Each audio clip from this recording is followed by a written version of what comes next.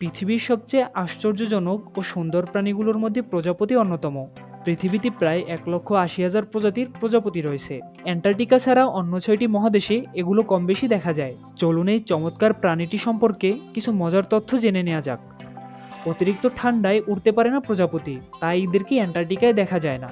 স্বাচ্ছন্দ্যে ওড়ার জন্য প্রজাপতির দেহের গড় তাপমাত্রা থাকতে হয় 82 থেকে 100 ডিগ্রি ফারেনহাইট, অর্থাৎ 27 থেকে 37 ডিগ্রি সেলসিয়াস। কিন্তু তাপমাত্রা কমে 12 ডিগ্রি সেলসিয়াস বা 55 ডিগ্রি ফারেনহাইটের নিচে নামলে এরা আর উড়তে পারে না, কারণ প্রজাপতি শীতল রক্ত বিশিষ্ট প্রাণী।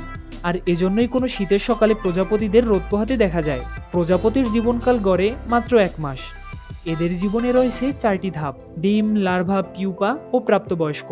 পিউপা থেকে বের হওয়ার পর সর্বোচ্চ 1 মাস বাঁচে প্রজাপতি।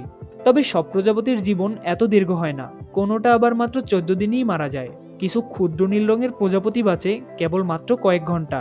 তবে এর ব্যতিক্রমও আছে।